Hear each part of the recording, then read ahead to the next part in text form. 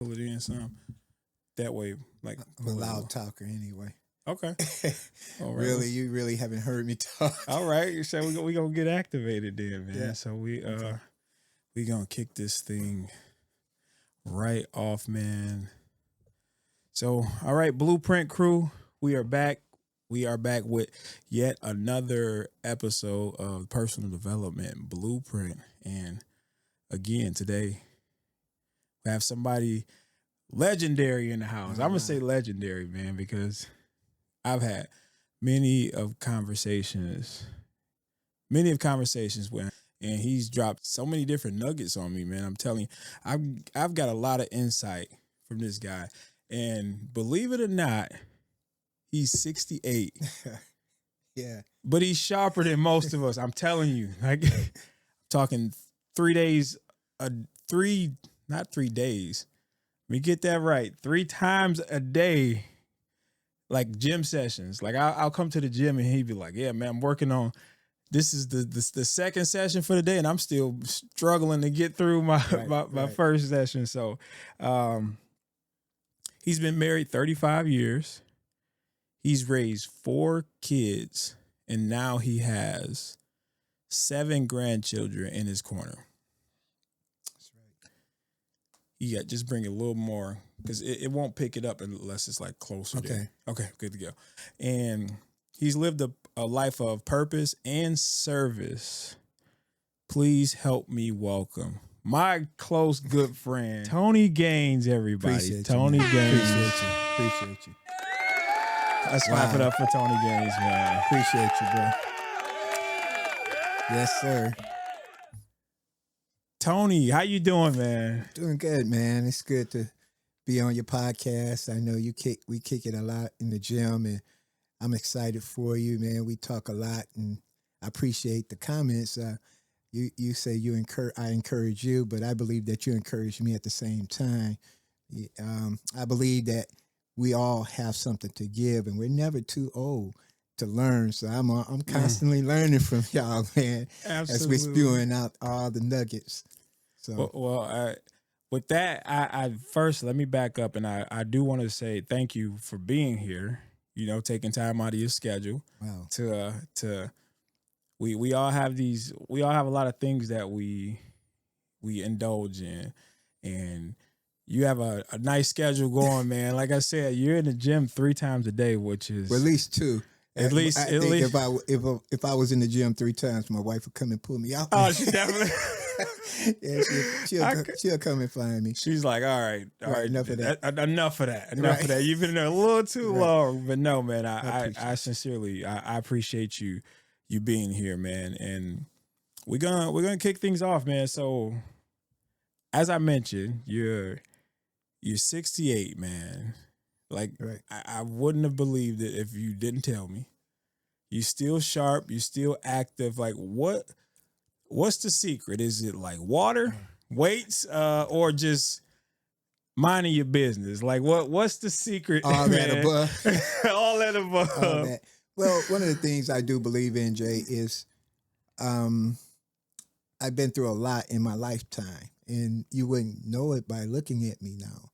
But the things that I did to my body and my mind and everything else, it's restoring itself because I stopped doing it. I used to run the streets a lot. I used to do things, drink excessively, smoke excessively, do things to my body. But eventually all of that will catch up with you. And so I had to slow down. And one of the things I did was I began to understand the spiritual side of a man. So when I began to understand the spiritual side of a man, it made me look deeper in my heart, myself, my mind. And that caused me to pay attention to me more so than the outside of me. So I began to dwell on how I want people to look at me.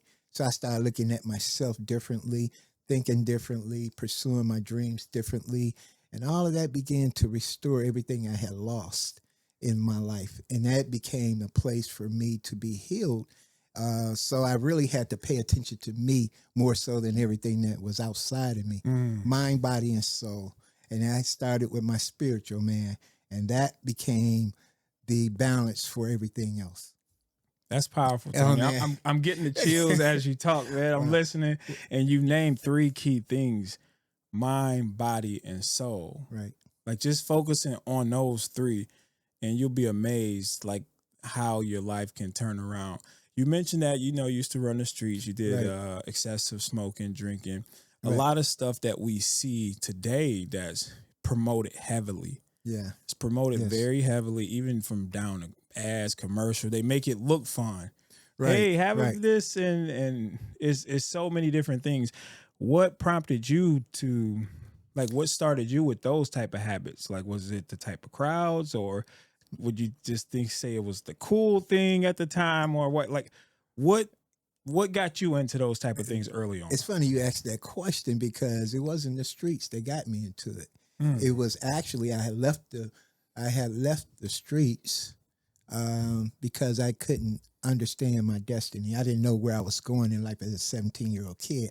So what happened was I joined the military. okay. And believe it or not, during the Vietnam era, there was a lot of drugs circulating in the military. Oh, I didn't know Oh that. yeah, man, Oh, it's constant. And people, the soldiers that came back from Vietnam, I was a combat medic. I began to hook up with them, and so mm, so that was my introduction to drugs in the military. I okay. got hooked on all sorts of things, you name it. I got hooked on, and one of the things that I thought would promote me or take me to the next level actually caused me to fall prey to things I was running away from. So I was Mm. running away from the streets, but really ran into a place where I never experienced before. I never even had drugs around my house. My mom wouldn't So even. this was all new to you, Oh, like. oh my God! It was all new, but at the same time, we were all young people trying to deal with situations we never dealt with Yeah, before, injuries, life-threatening like a injuries. coping mechanism almost, or It was a coping mechanism, but it was also a way to try to forget about um, the things that you're actually seeing death. oh yeah, because yeah, I can only imagine the stuff that you Yeah. guys seen over there. Oh yeah, and they have at this moment. I would ask everyone to take the time to look at on PBS. It's called it's a 50-year anniversary of Vietnam, and it really shows the propaganda that was behind it, which I didn't understand, but really Muhammad Ali, Stokely Carmichael, all those guys were trying to say. What's it called? It's called it's the 50-year anniversary of Vietnam War. Okay, It's and on for PBS. you guys, I'm gonna research and I'm gonna get the link for that, and I'm Right, gonna leave it in the description below. That way, you guys can just go ahead and click the link, right. and then you can check that out. I'm gonna check it out It's myself. really deep. It'll give you an understanding of why so many people are hanging out on the freeway who are Vietnam vets. Okay. And we typically we don't understand their The story, story, yes, yes. so we typically pass them by or we talk about them, but a lot of those guys who are out there have been through stuff we never would be able to handle today, and Mm, so they're trying to forget. So yeah. I got caught up in it. Thank God that I was able to have a praying mother to pray me out of that situation. So every time when I came back home, Hey, shout out to moms for hey helping you man, with that, happy man. Mother's Day, man. Yes, Happy because you to could all the have mothers. you Yes, Happy Mother's Day. Yes, absolutely. You yes, could have very much so been one of those guys under the bridge or whatever. It could happen to I was. anyone. Oh, Oh whoa. yes, I was. Oh. Oh, don't get it all twisted. What you see now, I was the Mm. kind of guy, man. I was living pillow to post from house to house, and my story is that when I did come home to get a reprieve, my mom would pray for me, and then I would go back into the streets. Okay. And so eventually, those things you have to really take what is it accountability for your own life. You Okay. have to really understand that you can only pray so much, you can only do so much. So I think my friends in the street at that time thought I had lost my mind, but at the same time I was trying to go back to the place where I would live again, and that Mm. means I was trying to say enough is enough. Okay. I can't do any more of this, and breathe. And Yeah. at the same time, people going to a 12-step program to get rehab. I went home. That was my 12-step program. I went back to mom's. And mom, she kind of, she did her thing. She woke me up in the morning, fed me, got me going, turned off the phone. We didn't have what we have now, the internet. So I told her, if my friends call, tell them I'm not here. If you ever tell your mom back in the day to do something, she would do it in a way that you don't want to call anymore. So she would hang up and say, "Don't call here again." Don't call here again. That's it. All right, message received. right. And they wouldn't call. So I had a chance at that dark place, man. It's kind of, as we talk, I began to understand that there are several people in your life that you never want to get rid of, and one of them being family. Yeah. We tend to think that family is, at the same time, family do get on our nerves, but man, family saved my life. My mom saved my life. My sister saved my life. She was there for me. They were there for me when I came back and wanted help. So when I asked for help, they were there.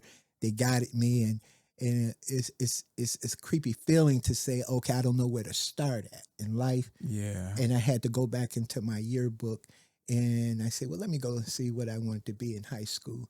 And before I joined the military, and at the bottom of the thing was, it said I wanted to be an accountant. Oh man, I know. You probably was like, "Wait, what was my mindset then?" But that's important though. A lot of times when we're younger, especially kids, man, and we light up about things. And I had many conversations with a lot of people that's close to me, and I say, "What lights you up?" Like, what lights you up? Like, as a kid, we're free. And it's like, what do you want to be when you grow up? We dream big. We're dreaming big. And then as we get older, we start to pick up we adapt these beliefs, limiting beliefs that starts to, in a sense, it shrinks us. And we forget about those things that we loved as a kid, or our younger self. Like you said, you went back into your yearbook and I was like, all right, accountant. Right. All right. Something about me want to deal with some money, some numbers, crunching some numbers. So evidently it sprung something in my heart, because immediately I registered for school. Oh, immediately. I asked my sister to help me with my application, and immediately I registered for school. I was 25 at the time, sitting in school with these 18-year-olds. And I never forget, I didn't want to answer a question. I said, man, please don't come my way. You said, pass me up, man. Just go to the next guy. Right. And from that point on, I got a BA in accounting. In accounting. Oh, nice, man. Hey, one time for that, man. Yeah. Give it up for Tone, man. We need more of that, man. We need to promote more of that. That's something else that we talk about. Well, we'll get into that later, but we just talk about having more positive role models, man. Oh, wow. Let's promote more of that. But get back to it, man. So you got your BA in accounting. I got my BA in accounting, and the thing was, I was waiting for a lot of people to call me. The thing, I lost confidence because I didn't get a lot of interviews. Now, is this the first year out, or how long after my graduation? Like right after, or immediately? I had loans to pay, and they don't. One of the things about your student loan is they don't wait until you get a job. They immediately send. Oh, they own you. They own you. School done. That's right. I need my money. Right. I mean, I didn't know that because I had bought a new car, and with the student loan money, I didn't really need the student loan money. Okay. Because VA was helping me. But one of the things I did, Jay, I'll never forget, is I was getting discouraged because no one would, no one would call me back. They said, we'll get back with you. So I never forget that I went back into my dorm room and I said to myself, this was strictly between me and God, no longer between nobody else. I said, you wanted me to come off the streets. You wanted me to run off the streets. You wanted me to go back and make something of myself. Nobody won't call me. If nobody won't call me, I'm going back. Going back. Oh, I like that. And immediately the next day, somebody called me. Look at that. and it was the federal government that I had did work for the Army. So so the seed that I had sowed in the military was now beginning to bear fruit. Yes. And so they hired me for 36 years. I retired. I'm a retired auditor. Man. Benefits. Oh man, your story runs deep, man. You got some layers, man. You got some layers to you, Joe. Yeah, but it caused me to run because I honestly, once you get the momentum and understand what your destiny is, sometimes of course, you're going to lose people. You're going to lose friends. You're going to lose relationships, people that you thought were tied to. I was married. Then I got divorced because we wasn't really seeing eye to eye. No, not only seeing eye to eye. I married her out of, and I hate to say this, it was my fault because I was addicted to drugs, so I didn't know what I was doing. Okay. And one of the things that I did was I had to honestly be real with myself that I was sick at that time. And when you're sick, you typically do things that you're not supposed to do or normally wouldn't do. And I did that, and I regret it to this day. One of the things I regret, but it also caused me to realize I got 2 kids out of that too. So 2 adults, they are older than you. One's 46. Okay. The other one is 43. But from that point on, I did get my MBA. Even more. Oh yeah, the plot thickens even more, man. You've been getting to it, man. I had to because I thought I had lost so many years trying to do things I wasn't supposed to. So even at this moment, I feel as if I'm on a journey, a destiny to make sure that those who come behind me know that the road doesn't end when you are at your lowest. It's actually, that's when it begins. That's when you think that you can't do anymore. That's when you have the power to even do even greater things. And again, I'm getting the chills as you say this because I'm thinking about a quote that I heard. I might butcher this quote, but it went something like, when you are at your lowest, or whatever the case may be, you're going through the toughest time and you think that there's no hope, that's when you are introduced to your real self. Absolutely. That's when you're introduced to your real self, because when everything is going good and everything's all peachy, sunny, flowers, it's easy to be in a good mood. It's easy to be happy, right? You know what I'm saying? You can show up, but it's when you're going through those tough times and it's like, what do you do then? Well, a lot of us run away. Yeah. And a lot of us fall prey and make excuses. A lot of us decide that life has come to an end for us when I think we run away from trouble. When trouble makes us, it refines us. Yes, it keeps 100%. us. It causes a burning desire in us to say, "Man, why am I having so much trouble? You know, to get through this thing? Why?" And the reason is, it's trying to keep you from arriving at your destiny. It's not trying to. It's trying to prevent you, but you're the biggest enemy of trying to get through that door. And understanding something that, when I was in trouble, I couldn't see it like I do now. I'm at the other side of it. But I mean, trust me, man, many times I just wanted to quit and say, enough is enough. I'm tired. I don't want to run this race no more. But the moment I started quitting, or thought about giving up, I thought about the legacy, those who behind me. Yes. It's like, and that was going to be my next question. I was going to say, what kept you pushing in those hard times, man? My son, my daughter. We'll get to my daughter pretty soon, I'm sure. But man, I saw those little ones, and I said, "Wait a minute, it's bigger than me." Oh, absolutely. It's what are they going to say to themselves when they get older? Because I grew up without a father. And a lot of times we use that as an excuse not to journey on. And I know many young men, I hate to hear it, but if that was the reason that you're saying that you can't go to your next level, it's the weakest excuse that you can have. Excuse me, because perhaps that man wasn't in the family or there, because he would have did more damage to you. Yeah. And that was really what I was saying to myself. My dad wasn't there because I saw him hit my mother. I saw him abuse my mother, and I saw him do things. And I'm glad he wasn't there because I would have came up and became an abusive man myself. You could have picked up on something. Absolutely. That's a good way to look at it. Never thought about it like that. Like, bye-bye, Daddy. There's a reason. Thank you for not being there. He was my one of the things that motivated me too. Sad to say, my father came from he came from a generation where love wasn't there. So love wasn't reciprocal. You can give love. You can't give anything that you don't have. And when you don't have love, how can you give love? And so he didn't know how to give love. So I had to understand how to associate that with being, dysfunctional. Okay. And so I had to be healed because he was giving sickness. So I couldn't see a man that way anymore. I had to see a man as something bigger than him, whether it be an uncle, a brother, or someone I met in the gym, a mentor. I had to see some man bigger than me. And I typically speaking, I latched onto men who were stronger than me. Not weaker, stronger. No, but that's the best way to do it because another quote, and I love quotes, man. Love quotes. I know, man.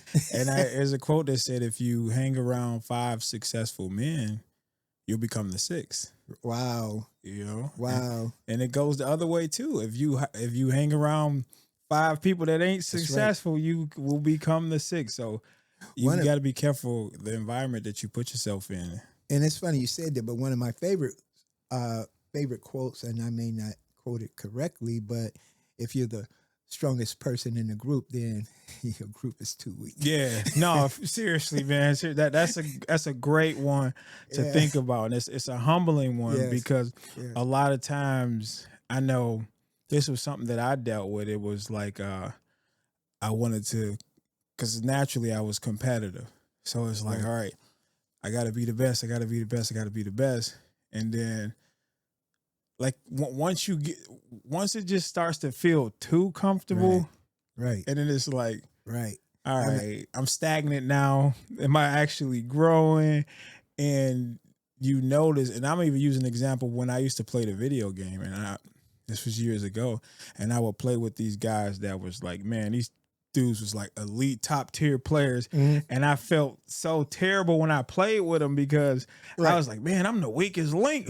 But then as I played with them and then I would go and play with other groups, they was like, damn, man, you like top. They looking at me like I'm top tier, but I wasn't even looking at it like that.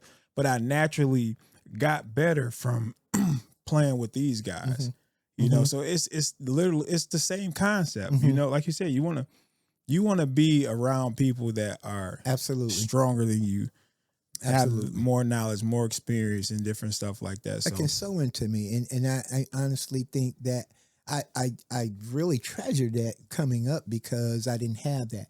So I always looked to someone who was stronger, and including my wife. Believe it or not, she is 10 years younger than me. But when we got married, I was 32. She was 22. People say you're robbing the cradle, you know. But the thing is, her knowledge. She had grew up with grandparents. They don't even understand. They didn't even understand. Oh, I saw she helped me in so many ways to get to the next level that I was reaching for. She had something that I didn't grow up in. I grew up in poverty. She didn't grow up in poverty, so she knew how to. Right. So I had to bend to her ways of saying she knows a little bit more about money than I do. Yeah. And so whether I had a degree or not, she understood. Her father taught her things that how to save $1, how to get into a place where you put away for a rainy day. Well, I was the kind of guy, man, you spend that money as soon as you get it. Money burning a hole in your pocket. That's what I used to always hear. That's man, and I love clothes. I tell you, man, to this day, I just adore. I would see something I want and I go get it. Well, it speaks for itself, man. I can see you head to toe, man. You know, you always, I can tell, even from down to like your gym outfits and stuff like that, man. I can definitely tell, like. You don't just throw anything on. So man, but that says a lot about you though, man. You value how you represent yourself. you know. Yeah. So that's But I huge. had to learn how to value myself because in a way that people don't understand when you grew up in poverty, you have no ideal that money can also become your defeat. Money can actually defeat you in a way that you become a consumer instead of a provider. Yeah. And Thin now, line. yeah, yes. And so I had to really latch on to what she was showing me that the biggest twist in my life when it became when it came to finances was she sent me. We were over in Germany. I never forget. They took us over in Germany, and for the job, and we stayed there for 3 years, and it was good. Oh wow. Oh yeah, it I was think you good. about to say 3 weeks and 3 No, years. we- Oh oh, man, that's big, I man. don't speak Dutch though.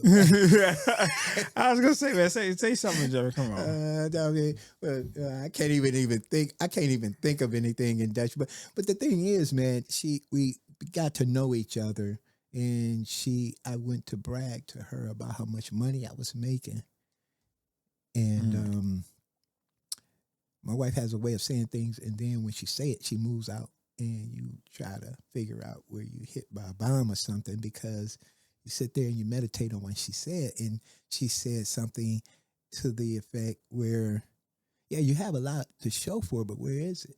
Mm. And It's like, hold on. wow, You're right. nothing. Give me 1 second.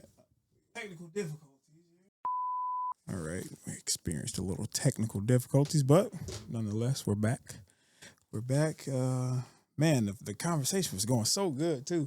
I just happened to look up and there was a message saying that the video has stopped because there was no more room, but we make the most of it. Hey, we do what we have to do, man.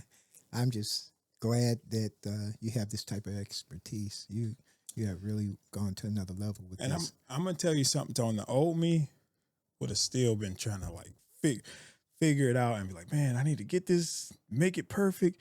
Let me get this exact card back. And I'm just learning to, there's going to be hiccups along the road. Right. Get Right. back to it. Learn from it. Next episode, we'll make the necessary adjustments, man. Those are those discouragement. Those are those little things we were talking about, the hiccups in the road. Yeah, you gotta, all in all, you gotta keep it going. Right. I seen a clip that popped up on Instagram, and the guy, he talked about, like, we get to this spot when we're trying to try something, and it's like you're teetering, you're rocking back and forth, right? And that's the hardest part when you're trying to gain the momentum. Right. We're just rocking back and forth. And then once you get over that hump and you create the momentum, just foot down on the pedal, don't look back. And it's just one of those moments, like, I've learned a lot from just this process because I love to learn. So sometimes I will get caught up on the little details, and that could put me back. That sometimes made me lose momentum. Absolutely. Instead of just saying, just put it out anyway. Absolutely. And then the next one, you can fix that. And it's a hiccup that like I said, that causes us to get discouraged and lose hope when really that is the thing that promotes us and take us to the next level. That's part of it. That's part of it. Does not have to be perfect. No. And another quote. Yeah. I'm gonna be like the quote master. Yeah, and I love it too. Procrastination. Is a quote. Perfection is procrastination in disguise. Absolutely. You know, that took me a long time to realize, because I'm a perfectionist. Right. And really it's like, in a sense, I get it because I do like a quality of stuff, but it's a thin line. Right. Because it can turn into procrastination. It can. And I think it's a Chinese proverb that says, you know, trouble is nothing but an opportunity. And when we look at trouble, we don't see the opportunity that comes out of it. We see the trouble. We focus so much on the trouble. Focus on that. Right. And not the opportunity. And so I stopped focusing. Even now, I've learned to take my eyes off the hiccups of things that cause me to be frustrated and say, what am I going to get out of this? What am I going to gain? How can I learn from it? And how can I become a better person today than I was yesterday? And so that's the when I see every opportunity knocking on or trouble knocking on my door, I say, here comes another opportunity. And that's a great way to look Yeah. at it, man. We giving y'all a lot of game this Man. episode. A Right, lot of right. game this episode, man. No, that's a great way to look at Right. it. Well, one of my other guys, we did an interview and we were talking about just how people get caught up on failure and it causes them to get discouraged. Right. But just that mindset shift, if you can just look at it instead of failure or whatever it is, trouble, and just look at it as an opportunity, because you will be surprised and amazed that that's where most of your growth happens. Absolutely. The breakthroughs happens in those moments. And not only the breakthroughs, it's also it's two roads that we normally travel. Both of them are equivalent of each other, meaning that the road of trouble and the road of opportunity they run parallel. You know, they both run the same way. They don't crisscross. They run the same way. But yet we tend to take that U-turn on the trouble road more than we take that U-turn on the opportunity. So when we're on the road of trouble, we don't look at the sign that says exit or opportunity. Tunnel vision. We get the tunnel vision or stop, put on the brakes and don't go further. And start making excuses that, I got burnout, this thing. And you may have it. You may have the things that we have to be honest with ourselves. That when it comes, we do feel a certain way. Anger, bitterness, frustration, those are feelings. Those feelings are real. Yeah. And my thing is I have to learn not to allow them to control my destiny and control me in a way that I get out of it, the opportunity. I have so many years in front of me. So I got more behind me than I do in front of me. Yeah. I remember you told me that one before, and it was like, again, when you look at it like that, it's like, I ain't got time to dwell on that stuff. Come on, man. I don't have time to dwell on that stuff. And then, again, it's a beautiful thing because it's freeing in a sense. Yes. Yes. And it has caused me to become a better grandparent. My children often would say, Dad, you never would allow me to get away with that. But I'm the grandfather now, so you're the parent. I supposed to spoil your child. You're supposed to raise your child. Yeah. So when you raise, you kicking back now. Like I'd raise mine. Yes. And they always say that about the grandparents. Like they get them all sugared up, wired up, and then send them home. Send them home. Send them home. Yeah. Pay back. You pay back.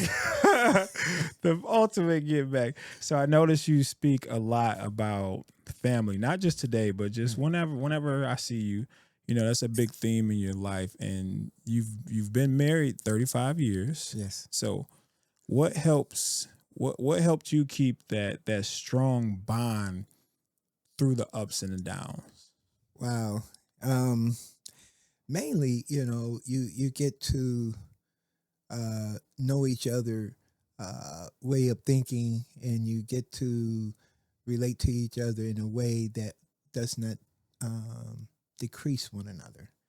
You promote one another. Even when you're arguing, you don't embarrass each other. For instance, like I said, when I was overseas, my wife is very low key, where I'm very loud. I come from Strathmore and Finkel.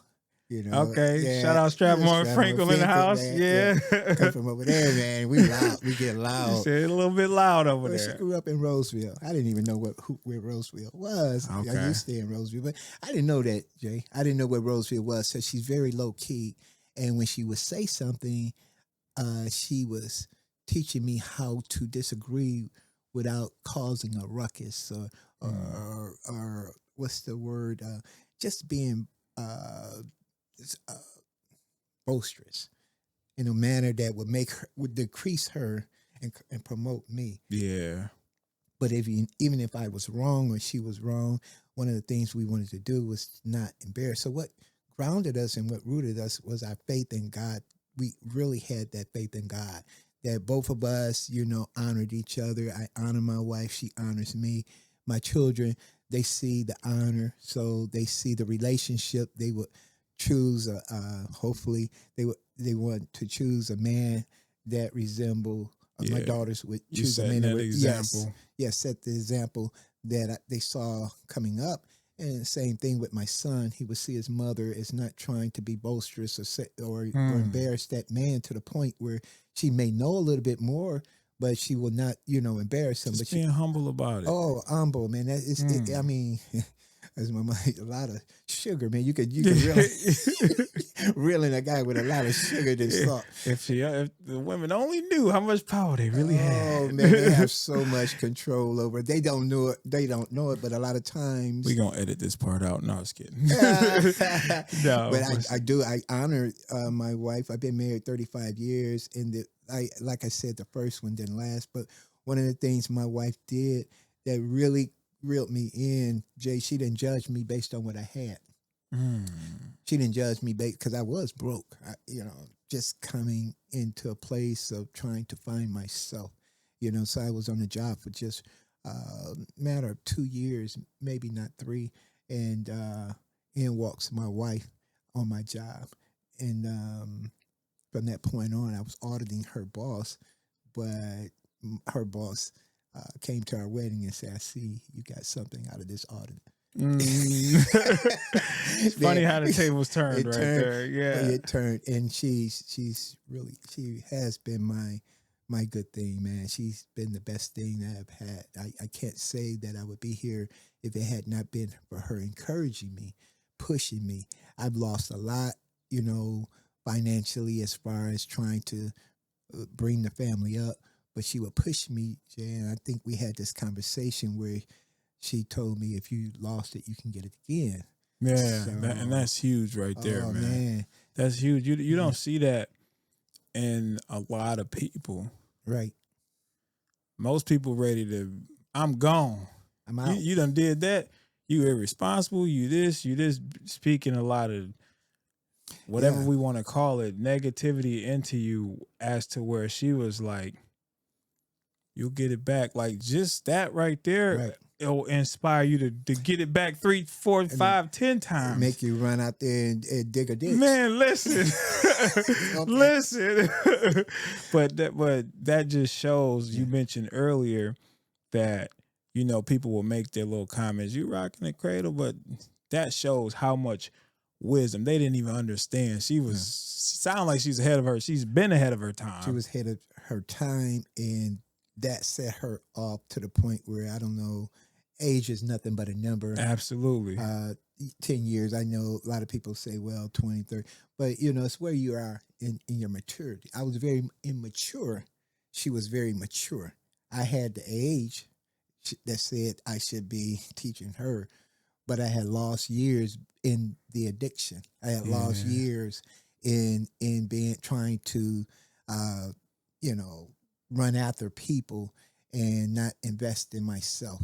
And it came back to haunt me. So I had to start like a baby. I had to relearn everything I did that her father taught her and her mother taught her, that I actually missed out on. And that even begs the question to say, man, what did she see? She saw something in you through like that right there, through and through all of what you were going through, the states you were immature, the things that you were going through. She still saw something through all of that and was like, I'm going to stick by this guy through that. And how could you not be with somebody like that? It's amazing you even said that, because that's exactly what she told me.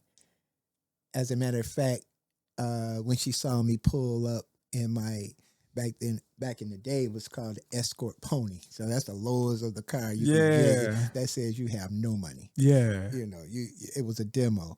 And so she saw me pull up for lunch, and she said, I almost turned back around, but I took my eyes off that escort pony. She said, and I saw your potential.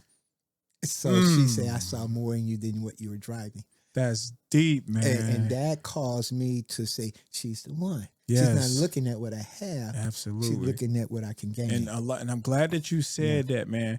A lot of times, and women take notes, and the guys as well, like, for longevity, you have to look past the materialistic things. You have to. Absolutely. same thing happened with my wife, man. That's how when I saw that she looked past what I had, Absolutely. that was the moment. That's Just like what you said. Oh, this the one. she So if y'all want a guy to actually love you for and like stick around and like you have to look past the materialistic absolutely. things because when you have the attitude, you especially I see it a lot these days. Oh, you're broke. You're this. You're this. You're this. Like there are so many men that have so much potential that you overlook because, like you said, the average woman they probably would have turned around Well, they did. and look at you today. Right. Well, And they probably like, damn, I fumbled oh that. yeah, Like you know, they're lost. yeah, But at the same they're time, lost. Exactly. but one of the things that you said, I heard you say it is because when she saw me trying to obtain something, the potential, that was something. Remember, I said I was trying to gain, and I had trouble seeing in myself. I was very low self esteem at the time, even with a degree. I was very low self esteem. But her angle was, no, I see your future. Yeah. And it looks much better than where you are. And I'm thinking, man, so when I came in the house and told her one day I blew this massive amount of money trying to do something good. I wasn't out there trying to invest in drugs or anything like that. Yeah. I was out there trying to improve our home life. And because I created this idea that you for your future, your family, your children's children, your generation, your legacy. I began to understand that I wanted to give my children a better start than I had. So let me start doing it. But then I lost a lot of money in doing it. And so my potential, man, must have really been out there for her to see because I was a broke somebody, man. So that was a broke. Oh man. I don't know if your audience is old enough to remember, it was called Coleman Rent to Own Furniture, meaning that you rent your furniture, you don't own it. Was that like Rent-A-Center? It probably was. Yeah, Okay. right. Yeah. Yes, they would call it Rent-A-Center. Kind of like a Rent-A-Center. Yeah. Now that might be more our speed, Rent-A-Center, but it sounds like the same concept. Yes. And then they would like, you could get nice stuff. And like you said, you would never own it. Never own it. You just rent it out. And we had our table. It looked like a Barbie table, just the two of us. We came up, man, and in a place where we started low, but today, because we started so low, there's no way that we can really, I told her if she ever left me, I'm leaving with her. So I don't know. Oh, that's a good one. That's a good one. I'm going with you. I'm going with you because, I believe in that you run with the person that got you there. Yeah. You don't forget about those people who got you to the place where you are. You don't step on those people. There are a lot of people who got me to the place where I am that they really believed that I could be somebody, and those people were actually strangers. Didn't know who they were. That's why I have no problem coming to the gym saying, hey, speaking to everybody, because you don't know who you may speak to that give them a word of encouragement that takes them to the next level. So I believe in that, and I honestly thank my wife for seeing the potential, because when you're broke, you don't see that. You're mad that you don't have money. You're mad because you can't afford a good car. You're mad because you're renting and not owning. But those are materialistic things that don't outlast short-lived. Love. They're short-lived. Yeah. Love lasts forever. Friendship lasts forever. And those are the things that we take for granted. Friendship, family. We definitely do. Oh man, do. Those things that are more important to us as family and friends, we don't realize that until they're gone. And I know we're going to get on the subject of my daughter in a minute, but that's one of the things that really I'm glad I was able to do while she was here. I know I'm moving forward, but to the audience, I lost my daughter in 2022 during a house fire.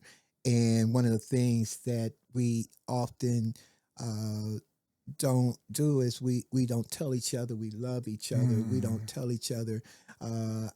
We don't hug each other. We tend to not be so emotional with each other, until there's a funeral Yeah. and until there's a homegoing or something like that. But I'm glad to say that even in her years, she only lived to 20. At the age of 27, she passed in a house fire, and one of the things that I'm grateful for is that I got a chance to not only sow into her, but sow into her. She had a child, but sow into him. So I had no regrets like my father on his deathbed. Mm. I sowed into her. I gave her my best, and I thank God that I was able to understand that life is a gift, and you don't take it for granted. Mm. And this gift that we have, you and I are sharing, I appreciate your gift because I could not do this. All what you're doing. Matter of fact, it's just a little bit out of my territory. So I respect your gift. Thank you. I honor Thank your you. gift, that what you're doing, I know it is not to be taken for granted. And so whatever Thank you. I got to sow at this moment, I hope I can encourage someone to say, "Oh, I can become better because I heard Tony say he came from this situation. He came from Absolutely. drugs. He came from this area of poverty. He came from a dysfunctional family. He came from a home that didn't have a father somewhere, or didn't have education. That started school when he was 25. So all of these things were all excuses for me not to sit here with you at this present moment. And if I would have stopped, I guarantee you would not have invited me here, because I wouldn't be the person you say I'm Tony today. I was not Yeah. Tony back then. Yeah. I was a rascal. You said I was a rascal. Yes. And you always have like such a positive aura to you. And that was like one of the main reasons of the platform, is to bring people on to tell their stories, to say, hey, I'm just like you. Don't believe all of this, the hype and the you have to be born with the silver spoon. This person had an advantage. Like, same, man. I grew up on the east side of Detroit. Never met my pops a day in my life. I mentioned this Right. many a times. Wow. But I use that. That's why I light up when you tell me the story, not in the sense of you didn't have your father, but you even gave me a different perspective. Maybe he wasn't supposed to be there, because there would have been stuff that I've seen. Absolutely. But I use that as fuel to be better dad to my boys. You know, it makes me go harder because I know what it's like to not have a father there. So Absolutely. that's the point of this, man. Just to share these stories and say, hey, don't use a blame. It's a blameless. It's blameless. Once you start Yeah. blaming, you take away your power, because in a sense, you telling yourself that there's nothing that I can do about it. And you mentioned that you lost your daughter. I know that was a season that you went through. How did that season change the way that you looked at life and purpose? Wow, man, that was something that I didn't understand. Uh, Even in the military, I saw people who died at a young age of 17. As a matter of fact, I had a Wow. sister that died at 21. She got killed. Still a cold case. I was only 14 years old Wow. at the time, 1972. It's a cold case until this day. So I've been through death. I've been through situations where I've lost a lot of people. In this situation, it was different to the point where there's a piece of you that dies when that person who is attached to you as a child. So when I see people on television, and I don't know how they get on television and talk about their loved ones and they just die, I think it's very inhumane, because you are really invading on a personal place, Yeah. and so you don't understand the grief that they're going through. Grief is daily with me. I think about my daughter every day, if not sometimes every moment. One of the things that it caused me to do was to retrieve, meaning stop, uh, take inventory of where you are in life. Mm. Um, so I almost, and I say this truthfully, I almost wanted to find the quickest way I could control my feelings, which would be what? To revert back to drugs. Yeah. So I said, this is a hump that has come to cause me to say, what can I say to someone else who has lost a loved one Yeah. to say, the sun will shine tomorrow? My thinking, Jay, has been that my wife and I had to find each other again where we lost that love because they were just like this. They were very close. I was at the time when she died, I was in Florida. So I actually, they didn't want to tell me, but I Googled it and found out Wow. about it on the news. And that was troubling that I had to drive from Orlando all the way here, knowing that my daughter had died. She died in a tragic fire, doing what I taught her to do, and uh, uh, that is to become a better person. She was studying to become a nurse practitioner, and she had her life all together. She wasn't out there doing anything else. Yeah. That goes to show you don't have to be doing, or you don't have to do something to die. Life is a gift. It's a gift. It's not a given that you'll wake up tomorrow, and that's why you can't take it for granted. To do what you're doing now and what you and I are doing is to make someone else better. Absolutely. And I say this in respect to her memory and respect to all the memories that I've been through.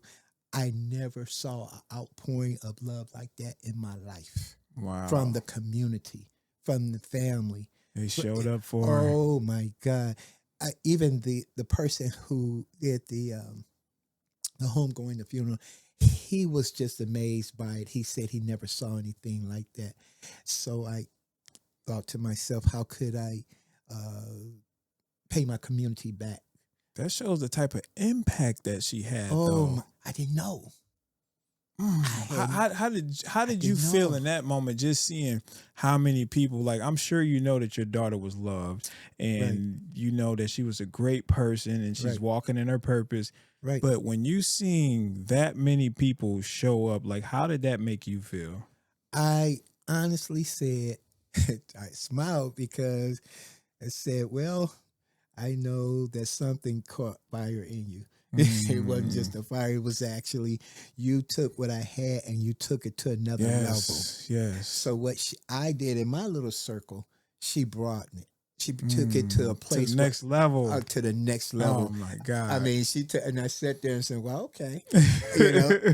I mean, to the point where it had to be a proud moment for you, goodness, man. It was a proud moment. At the same time, I was grieving, I was smiling, and my wife and I said, I never in my life, and I'm 68 years old, I have never seen anything close to that in my immediate family or friends, where the relationship, the community, the young people who came up, because their understanding of how could such a person who have it going on could leave this earth so, not so violently, but so quickly. Yeah. And I think what we have to understand is that many times we think we can do it tomorrow, but we don't have tomorrow. And to do it, we have today. And that's the gift is today. Yes. And so the gift of life is given for such a time as this. And I'm thankful that she, I was mad at her. I never forget when she graduated from college. Well, before she graduated, she got pregnant. And I was angry at her. I was so angry at her. And she didn't know how to tell me. But she graduated. She became a Delta. But one of the things that she gave us is her son. And the thing that she treasured more was her son. And he did not get caught up in that fire.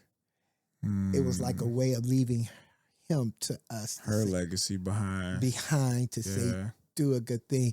And as a matter of fact, the day of the fire, the night of the fire, I always taught her to respect the man, the husband, whoever can raise that son, because a father can teach a son how to become a man. And so I always taught her to say, hey, sometimes you got to back up as a woman and allow that man to do what he has to do to raise him. And so during that time, Jay, she that night she took him to her father, the night of the fire. Wow. Absolutely. Wow. So my grandson was saved by that particular information that had dropped in her spirit. Oh my God. She may have felt a little something. I'm sure she did. But she one of the things she did was she was very hands off with her son, with the father. She had to study. She said, I'm going to take him over there. And that night the fire happened. That's deep. Yes. And I thank her and say, thank her memory, thank her legacy for leaving that gift with us. And if you ever get a chance, if anybody ever give a chance, he's a straight A student. He's, honor roll student. He's very smart. Matter of fact, he did a speech in kindergarten. I think we talked about it. Yeah, I remember you saying that. Yes, and he was on World News Tonight, ABC. Public speaking like how old was he? Was he like 5? He was 5 at the time. Listen, and it most went viral. Adults can't even get up on the stage and speak in front of people. No. So for him to be 5 years old, 5 years as you old, said, that's seeds. This is your doing, because you planted seeds, and she planted seeds, and him, like, those are fruits from your labor. Like you've invested so much, so much, man. Yes. And I that is what brings a smile to my face today. Is to say, man, I did something right. Yeah, I did something right, and I agree with you wholeheartedly that I like I said, I was mad at her, but I didn't perceive what would happen in the future. Mm-hmm. You don't know.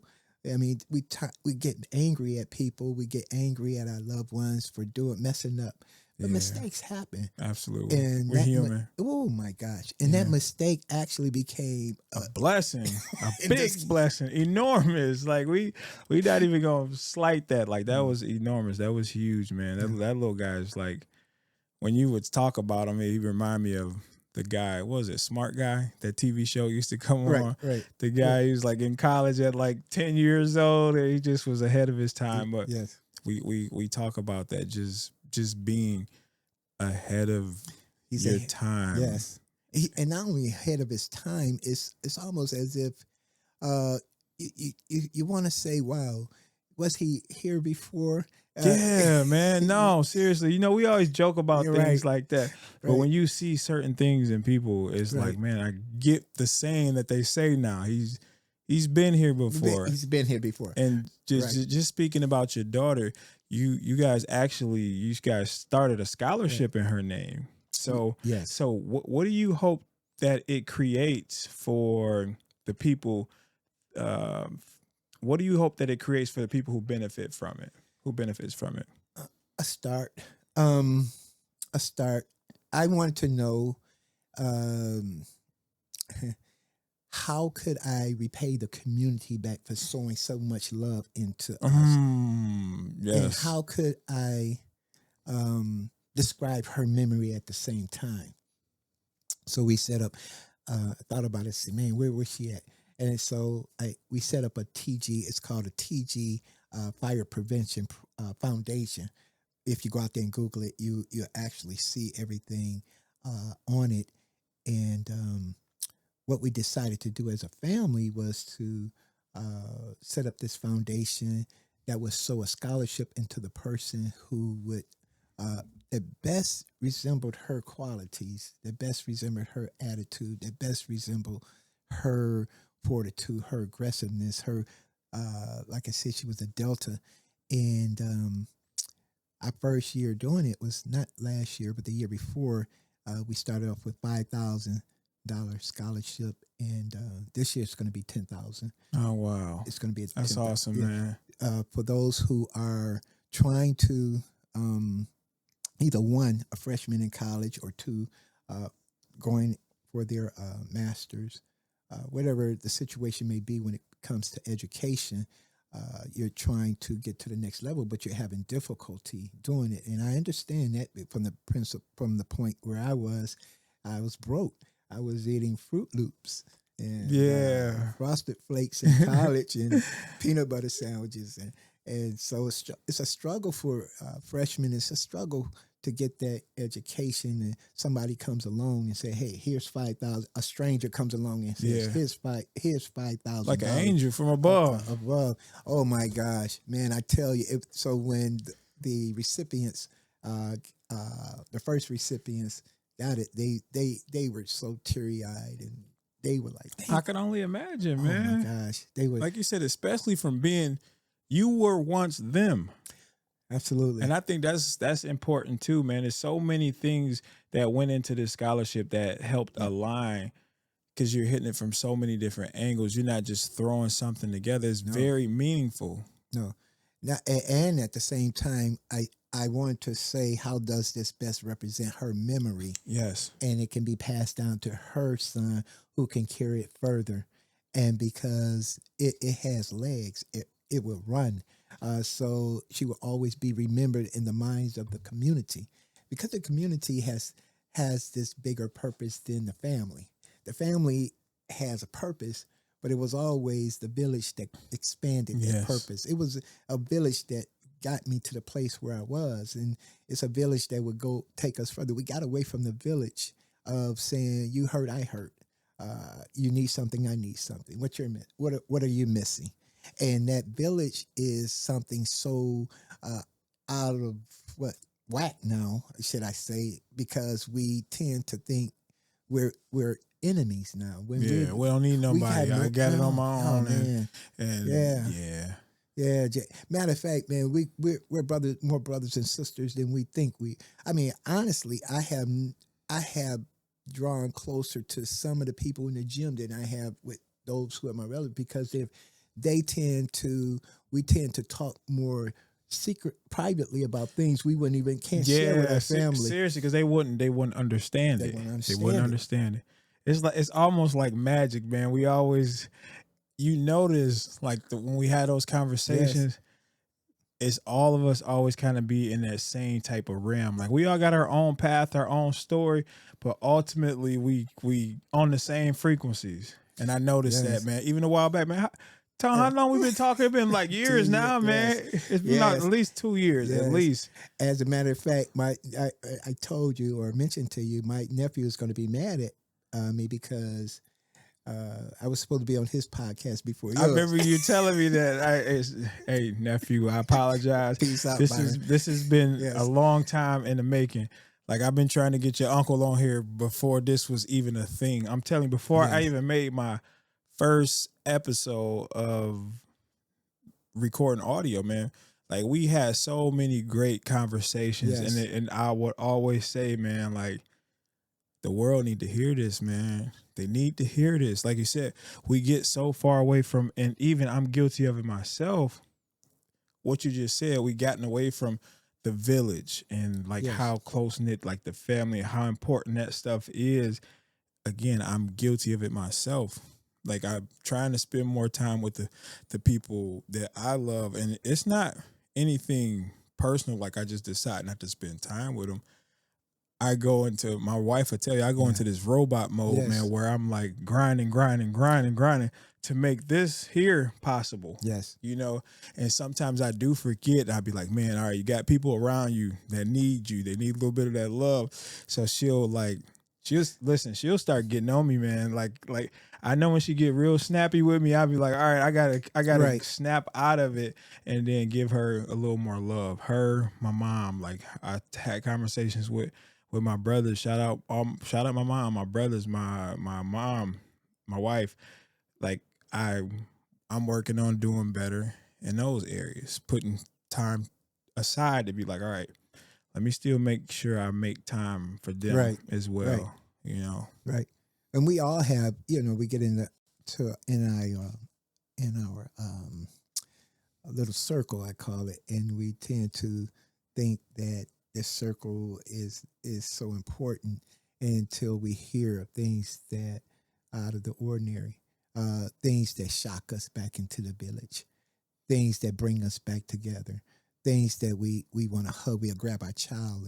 And that's what I'm saying, that community is so important. We don't see how important it is until something drastic happens. Yes. But that's not what a village is really for. A village, man, when I grew up was, I never forget that before I made it home, my mom knew what I had did based on a phone call from 2 blocks away. Like, you can't do nothing. Can't do nothing. Yeah. Internet had nothing on that phone call. It's like, how did she know? So-and-so was looking out the window. She said, she would call, or they would call and say, well, I see your son. He Everybody looking out for each other. Everybody, Jay. It was so intimate. And for me, as a person who has grown up into that place of intimacy, I can't understand when I see the community so violent. I can't understand where I see the community, distorted against one another, against this person, against that person. Yeah. Now, we had our disagreements. Don't get me wrong. We had our fights. Matter of fact, some of my biggest battles of learning how to fight came from my community. I had to fight. Yeah. But we came back together the next day, and we were the best of friends. We didn't end it on a disagreement because of how we felt, and we couldn't say sorry the next day. If you get what I'm saying, violence precedes violence. Yeah, and in absolutely. this time, in this era that we're living in, we become each other's, we become at each other so violently now, we can't see that we have a lot in common. Absolutely. Well, I step in your home and I'm like, oh my God, he invited me to his house. He must feel a certain way, because he wouldn't let anybody in your home. It's like, I'm not letting anybody at my house. Let's not get this twisted. I'm an intimate person, and so to come into your house and I feel at ease, I feel welcome. Well, that was the village back then. Matter of fact, the village left their door open. You just walk right in. I heard about that, and like you said, so much things that's happening now. Like, people like me, I would look at it like, leave your door open. That look a little crazy to me. But one thing that I would say that I did notice, like, what's your gen? Like, your generation. We got the millennials, we got I'm a baby boomer.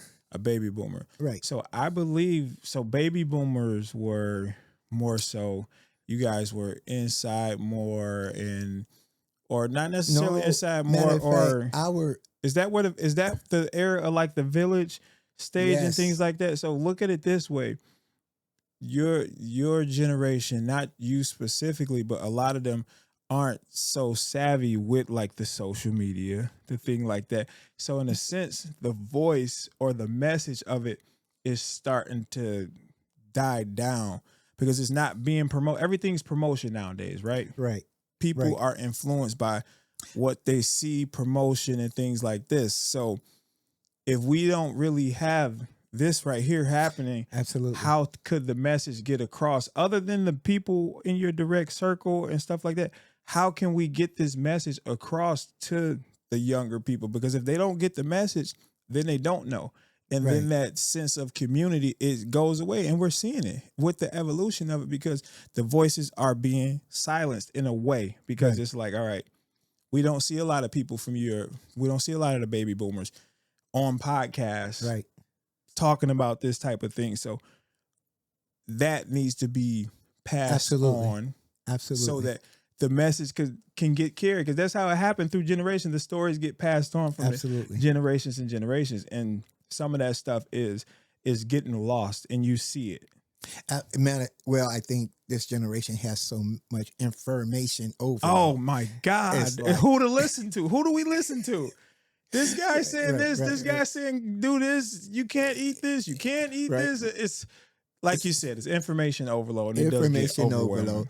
And you brought up a point where, okay, why am I so, I'm so emotional about the community? Is because that baby boomer generation was brought up in the civil rights era.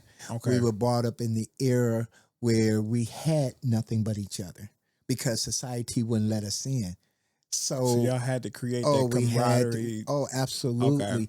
We had to be our brother's keeper, Mm. meaning because why? The enemy was on the outside Said they trying to not gonna come in. look out for us. No, they not only were going to look out for us, they were trying to kill us. Yeah. So literally, being a 10-year-old, I saw, the what they call stress. The policeman come in and grab a young brother and beat him for no reason other than him he was standing on the corner. So they would infiltrate our neighborhoods like that. And but the thing I gained from that was how close knit we were. I could go down the street to a shop where you owned, a barber shop where you owned, or gas station or something. We had so much together. We lost a lot trying to, what trying for us or trying to get society to accept us. So we lost a lot in between, and in doing so, we lost the intimacy of saying, where's Jay? I haven't seen him in a while. Oh, you got his number? Yes. Yeah. We lost that, but now we have this information, and so we got Facebook, and we try to, and I'm on my own personal pulpit with this. I mean, we don't know what that person is going through because it's a persona that you present behind a screen, to say, Yes. this is me. So I got the bling bling, but at the same time, I have no food in my cup. Exactly. I got the bling bling, but I'm catching a bus. I got the bling bling, but I'm it goes back to trying to be accepted, though, like you said. Absolutely, trying to for society to what's the word, to okay your life. And if you recall, I said that I had to find me. I had to get back to me. Who was I as a person? And that is the thing that got me into this place where I'm more better than I was yesterday, because I had to find who I was instead of trying to find it through somebody else. Yes. And trying to identify through somebody else's a success or achievements. Who am I? It creates an emptiness. It creates like the depression. Yes. That's why we see all of these things, because like I look at it like this, like on social media, like people look at it like it's like a highlight reel of somebody's life. Doesn't really show the downs, the troubles, and the things like that. So depending on what you're on there for, it can be a gift and a curse, Yes. But who would want to go through I told my story. Who would want to go through my story to get to where I'm at? It's not something that you garner or gain by an overnight success. Yeah. It takes a journey. You have to go through something to get something. And that's the facade, though, because the social media portrays it as everything's supposed to be instant. And then when they don't get it instant, you start to feel bad. Like, okay, well, maybe I can't do it. You don't look back and say, this guy's been working at this 30 years, 40 years. And I don't care what it is. You might not be the greatest, but if you do something and practice it for 30 years, you're going to be okay at it. At the least. Absolutely. It's gonna show. Absolutely. And that's why I think it's important that you find things that you actually have a passion for. Absolutely. Well, it's inside and it's not outside. It's not identified by the materialistic things of this world. It's identified by who you are, your dreams. When you were talking about doing this, and it became it's been a reality. minute. How long ago were we talking about this, Tom? It's been a couple years when we spoke about this. But man. I didn't know you had it like this. I thought I was coming to a place where I'm like, okay, a little some. But you expanded that to a point where I'm like, whoa, I have not seen this in a while. And because you took it to another level, it says, well, whatever information I have, I pray and hope that I be able to get somebody to see your situation is no worse off than anybody else. Yes. You cannot dive into this premise that it's over.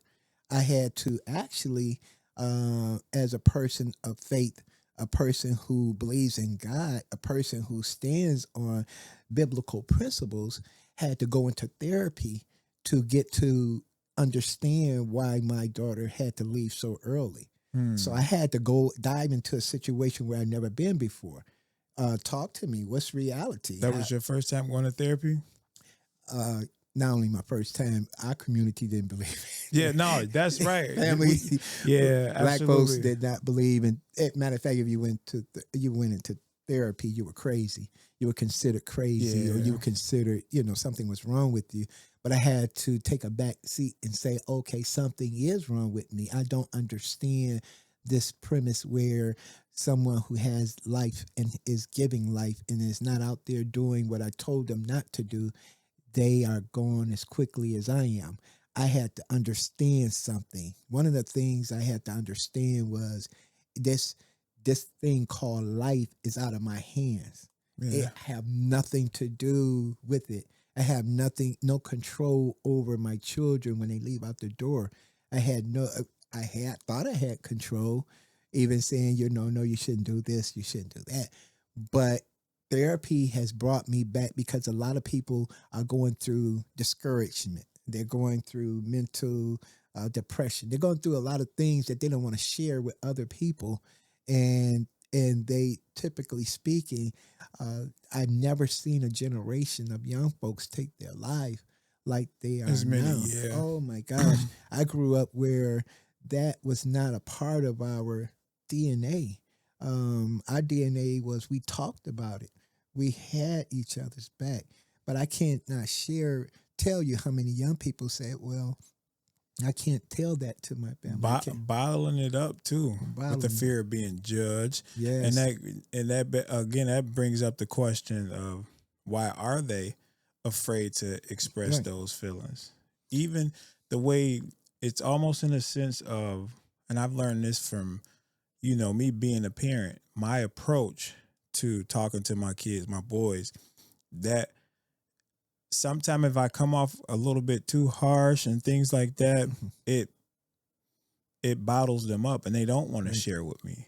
Right. And once you start to internalize stuff, a lot of times stuff is just in our head. Like you said, you talk about it, you'd be like, all right, it wasn't really that bad. Because you're talking about it, you're getting it out, you're releasing it, or whatever the case may be Right. in some situations. But if you internalize a lot of stuff, your mind will play those tricks on you, and Absolutely. you can end up doing something that could have been prevented by even just by having a talk about it. And I had to learn that I have to talk to my boys a certain way to help to get them to open up. So Correct. again, I raised that question. Like, we got a lot of people that don't want to talk about, like, so what's happening in their life that they feel like I can't even say nothing. Like, am I going to be scrutinized? Am I going to be made fun of? Like, you got all of these things that they're fearful of. So in terms, they keep it to themselves. Well, absolutely. And here's the thing, for me, as a person who think they have it going on, so the reversal, not don't have it. A person who is analytical, uh, I needed an answer to the premise of to the place where somebody wouldn't come back and say, well, get over it. Yeah. I didn't need to hear that. Get over it. No, Get I over it. needed to make sense. I need to make sense. Yeah. So getting over it could cause me to, I didn't need to get over it. I need to get through it. Yeah. And so how do I Yeah. get through That's this? huge. You gotta run Yes. that back. You gotta run that back, man. Don't get over it. Get Get, through it. It's a get big through. difference, It's a man. big difference. It's a big difference. It's not meant for you to get over. I'll never get over my daughter's death. I never get over my sister. I'll never get over something that is close to your heart. Why would you want to get over something so precious? Yeah. Why would you want to get over something so dear to you that meant so much to you? So what you do is you get through it to say, well, what would she want me to do if I left this earth and she was here? Well, she would want me to be able to get through it, continue the life that I taught her, make sure I take care of her son, get him the proper discipline that he needs to become a better person. So she's absolutely holding me accountable for what she Absolutely. could not finish. Yes. So I think it made me grow up to say, you know, she's taking me to another level without even thinking about it. She's still working. She's still still doing her working. thinking Yeah. thing. I'm like, Yes. you know, the moment I kid myself, me and my wife, and say, well, when we see her, we got a lot of things to tell her. So You know? you still working you over still it, working man. us. You know, you still talking about what you got on. She used to always say, well, when she would do something or go buy something or do something to better herself, she would always come back and say, well, Dad, what you got on this? Put And, something on it. put something on it. Don't come back and tell me you don't have anything. Meaning, that was a way of encouraging her to say, okay, I got your back. And so we want to make sure that we just don't tell somebody anything or our intimate secrets, but the person, we should always have somebody we can tell something, Yeah. somebody to talk to them and let them know I'm not doing okay today. I'm not doing well. In that place where I'm at now, I feel that I'm able to, you know, not just be an encouraging person for people, but at this stage in my life, I want to be able to encourage my legacy. So when I leave here, my legacy will say my grandkids and my great grandkids will say, that was Papa. He did that. And so my name will continue on like It's her. gonna live on, It's man. gonna live on. So they'll look at your children and say, well, you know, my dad did this, and you know, they'll give you a big thank you card one day when you sitting up there with the grandkids. Yeah. And you're like, oh my God. Yeah. They'll thank you that way. And so in all things, man, we have to learn how close knit we are. We have to go back and we have to take control of the things that we control, but let go of the things we can't control. Absolutely. And that's huge right there. We have to. Sometimes we get caught up on that, trying to control the things that we can't control. Exactly. And that can put you in a dark place as well. It will knock you. It would make you feel defeated. It would make you feel you have no purpose. Yeah. And in this day and age, with everything that we have been blessed with, I'm looking at what you have, and I'm looking around at your house, and I'm looking at what, you know, you said how long you've been here, and when you got here, and when you arrived, it was only a few of black people on the block. Mm-hmm. The achievements that this generation has made, and the achievements that we had in my day, is so different and so enormous, and yet we have little concern about each other. So we lost something in gaining materialistic things. And one of the things that I want to do for my generation, for my legacy, for my my grandkids, is to say, you need to know where you come from to get to where you're going. If you don't know where you've been, how are you going to get to where you're going? So if you don't know that your dad or your mom did this, how are you supposed to take it to another level? Exactly. If you don't know the level that you've been to. So I had no level but poverty.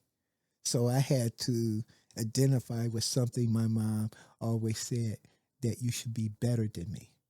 In other words, she had a 10th grade education, but she made sure that we had more education. No, so, that's huge. Oh, yes. Because it's easy to look at like the tone of day and be like, oh man, you got it made. You got it. Oh, how they forget. They forget. If you only knew the battles I've been through, you probably wouldn't, to get to where I'm at today, you wouldn't have even went through the things that I've went through. No. Our family is rich, man. Our blood is rich. Our legacy is rich. Who we are as a people is very rich. And this generation have stopped going back to realize that where they are is because of the richness that was back in the day, not because of who we are today. Yes, you see Michael Jordans. These are products. These are fruits. Absolutely. These are fruits that was seeds planted long, long ago. Absolutely. So that goes back to what you said, man. You got to be a visionary. And a lot of times we do get consumed in what I'm going to create for myself and this. And that's not what they were doing then. They were, like who you are today was seeds planted long ago. Long ago. Long ago. Long ago. Somebody saw me before my wife. Somebody saw me, and they had to grab me and say, "You can't do that." But somebody saw me, and today I dare you grab somebody's child. And oh man, CPS on your way. You going viral? They recording you. Oh, Look at this guy here. He's a predator. He's just like you can't do nothing. Right. The government has infiltrated our homes. The government has done so much damage to us to the point where we're not even capable of saying something without it getting back to the government. Meaning that we tend to be somebody who we can identify because we want to be liked by another society, not understanding the richness. Like I said, the richness that we come from. I had this opportunity, Jay, to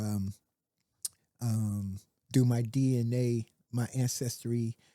I was gonna get to that too. Okay. No, go ahead. We want to talk about this because we talk about the rich blood, and you told me that you went on ancestry.com and you came across some very interesting information, man. Walk us through that. Tell us about that. I had no idea certain things that happened to my generation, my family. First of all, if you recall, I said I didn't grow up with a father. So I didn't know him. So I definitely didn't know his father. Yeah. Well, I grew up with my mom, and so I knew her side of the family. But when I went to ancestry.com, the information on my mother ceased at my grandmother. So information was lost. Although she was with us, that information she kept very secret in her Bible. She didn't tell us a lot of things. She didn't share that. Now, this is your grandmother? This is my mother's side, where I had thought I knew my mother's side of the family, where she had 16 kids and all of this these things. So I thought I knew my mama's side better than my dad's, because I didn't grow up with a dad. Exactly. But when I went on ancestry.com, I found limited information on my mother's side that only got me to her grandmother. On my father's side, which was I didn't know anything about him other than what was told to me, which was nothing. So I didn't even know he was in World. I didn't even know he was in World War II. So what did you just get his name? How did you? I went out there. What started it was I went out there looking for something on him, and one thing led to another. I started chasing census and data, and so I started looking at the census data, and I said, "Oh, this don't look good. This, well, my mom married my dad. She was older than my dad. I said, oh, I thought my dad was older than her." So I started chasing information. I said, "Oh, this got to be deep. It's deeper than that." That analytical side. Yeah, that analytical kicking in. It started kicking in. So I said, "You really want to do this?" So I said, "I'm gonna just send off this information, my DNA," and it came back and it showed how rich my father's side was. Matter of fact, I traced my 4th generation grandmother on his side to 1701. Wow. Where she was 109 years old, but she was a slave at 109 years old. And I thought, why would this information not transition up to us? It's because he didn't want us to know. And I said, wow, why would he keep such rich information secret? Well, was he embarrassed by it all? I didn't understand it, but what it did for me is I said, I want my grandkids to know who their relatives are. I found out I have 200 cousins in Michigan alone. Wow. Wow. That is crazy. I'll share with you something. I said, well, I'm not going to go and reach out and touch them right now because they're not going to be 200 cousins. You may be my cousin. I'm just saying. Right. You may be my cousin. Got some cousins out there. I got some cousins. But I had no idea I had come from such a rich area. I'm part African, and am been colonized 5%, but that's okay. I was part of history, being colonized. So I Yeah. 5%. But here's the thing: I said to myself, what do I want to leave with my grandkids that they need to know, so it won't be so secretive? So I want to share with them that you need to know who your cousins are, so you don't marry your cousins. Oh, yeah, that's deep. I wonder how many people out here that marry their cousin don't even know how Well, far back that it runs. well, that's a good question. At the same time, how many cousins have married each other, and because that blood was so close, they created children who mentally Oh, yeah, that created other they issues other that, issues, and they don't know. So we don't know a lot about our bloodline because we refuse to go and research it. But science can only do so much and say, "Oh yeah, your kid was crazy because of what?" No, your I kid need to is. research, man. My wife might be my cousin, man. Well, I asked my wife to, hey, go out there and do this. Go. She said, "No, I don't want to know any brothers and She sisters out there." said, if they So, there, leave them where they you at. leave them where leave them where. But the fact is, how do you put a handle on who you're related to? Like I said, I got 200 third, fourth cousins in Michigan. That's just Michigan? That's Michigan. I got, Wow. oh yes. Oh God, I got them all over. It's all over the place. Man. And so my mom, she was part Indian. My dad was Cuban, part Cuban. So the fact is, that was a rich, that blood that came along during that time where they had to connect with each other in a small community. They couldn't go outside the community because they only had each other. So relatives were marrying relatives. Oh, okay. Yes, yes. So on the plantation, you can only deal with each other at a certain place within that community. So the bloodline is so connected. Stay within one. It Okay. stay within. I think a lot of times we're afraid to do things like research our history because we don't want to know, and that's Yeah. okay. But again, how are you going to get to where you're going if you don't know where you've been? That's huge, though. I think again, that's why these conversations are Absolutely, important to even get the absolutely, conversations going. Because guess what? A lot of people, especially my absolutely. generation, they don't think about this type of stuff. No, they don't care. It's not on their exactly, and it's not Right, on their radar as well too, right. and they don't hear it enough. So even if they might hear it once or twice, they like, he's just another person just talking, Mm-hmm, saying something, and then mm-hmm. it's like you said earlier, information overload. Right. Why should I stop scrolling on TikTok to take serious what you saying? This gonna give me a quick dopamine hit. What you Yeah, saying? yeah. What's the benefit of me going to look up my? They don't really understand the value in it. So And that's what you have to understand. I wasn't looking at myself. I I'm who I am today because of uh, my parents, Ruby and Saul Gainey. But what about my generation that is coming up? yeah, The information is out there to know we didn't have that information, so they couldn't tell us something that they probably didn't know. But they deserve to know more because I know more. So I can't say, well, they don't need to know, and why, because the information they may not want it. They cannot come back and say because I kept it a secret. Like I said, you're doing your part. I'm You're doing doing my your part. part by putting it out Absolutely. there, and those that will receive it because even throughout time, and everybody's not going to receive the information. You always had those select few, and Right. we're talking about the younger the generation. There's a lot of different trends these days, man. Yes. What's one trend that you've seen with this generation that you just said I can't get with that? Right. Right. Like what's a What? trend that you've seen? Well, uh, the bottom line is I have never. Um, it's funny you said that. What's the trend? I grew up with the attitude that you had to uh, work, and it was not age that you worked at, meaning that it was sold into you that you had to work. So I had grew up with the attitude that If I wanted money, I had to go out there and get it Mm. in a way that it was honorable. So I remember one time I got arrested because I did something dishonorable at the age of 13, and I recall my mom coming down to the police precinct, and she said, "This will be my first and my last time coming," Mm. and she meant it. She meant it to the fact, well, I'm not going to make this a habit of I'm coming. not going to enable you. I'm not going to do it. And I saw it in her eyes. It hurt her. I didn't even get a whooping for it. It just hurt her to come down there. And I knew that I was not supposed to be a criminal. One of the things I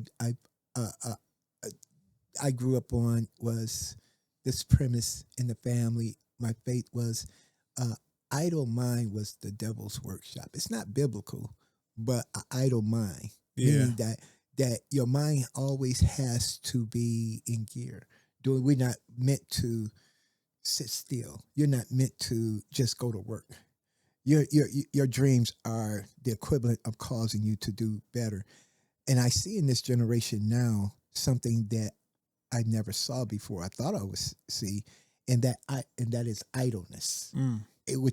which creates criminality. It creates a place where you are not busy, because if you're busy, you don't have time.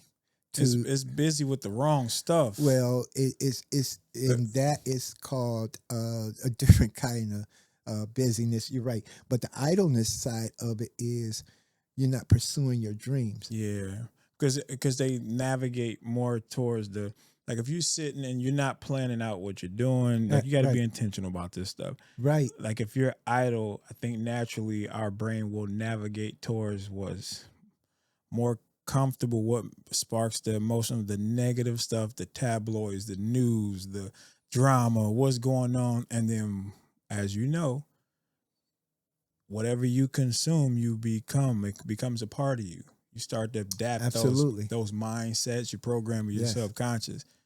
So one thing that I found to combat that is you have to be intentional. You have to read. You have to listen to these audio. You got to feed your mind with positive stuff. I look at my subconscious mind like, you got two parts, right? You got the conscious mind and the subconscious mind. The subconscious mind is the one that's on autopilot. Right. He does whatever the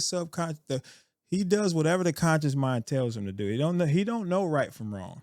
He gonna go by what you feed it. So just like we'll say, if you're feeding yourself negative stuff, what you're choosing to do with the conscious mind, you're going to start to reflect that here. Absolutely.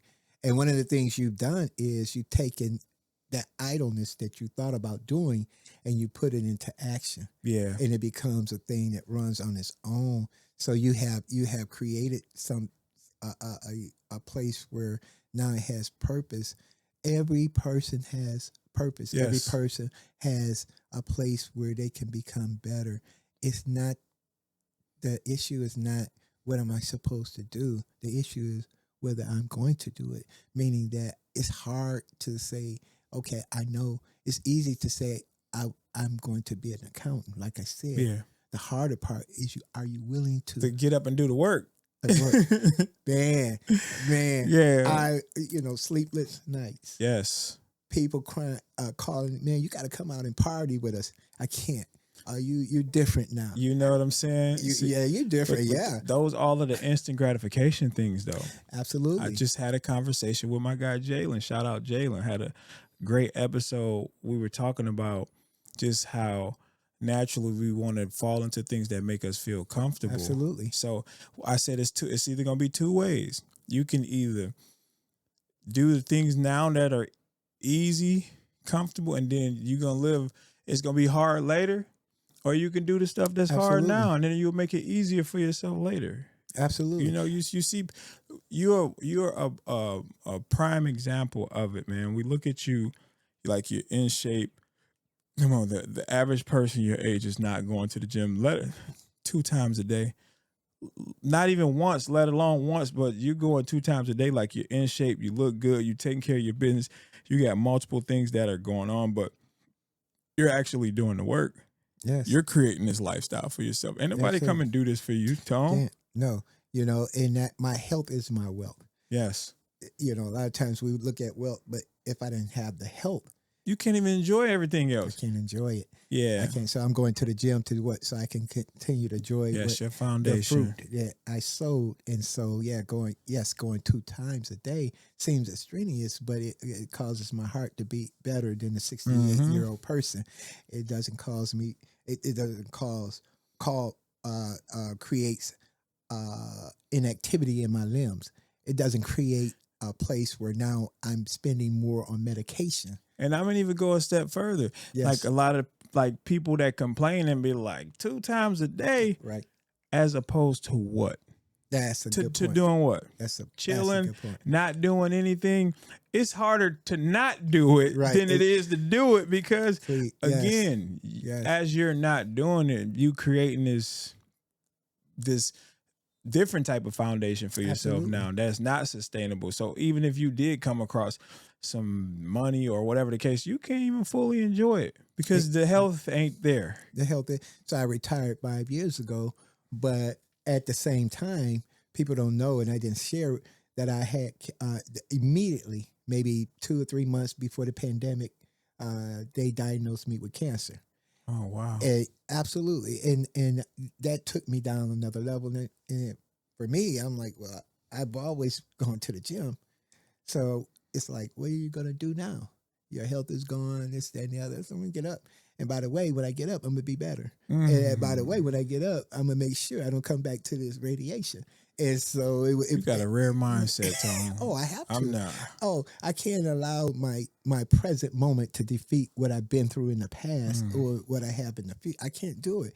So when I went through that cancer treatment, man, the 2 times is, since I only went 1 time, maybe if I do it 2 times. Oh, I love that, man. Yes. It won't come back. How can I be better? Like I'm about to level up, and nah, man, that's amazing to even have that sort of mindset. Absolutely. Like again, the average person will probably give up getting news like that, and it's like, oh, my life is over. And and these are the type of things that we internalize, and you don't realize how much power you have.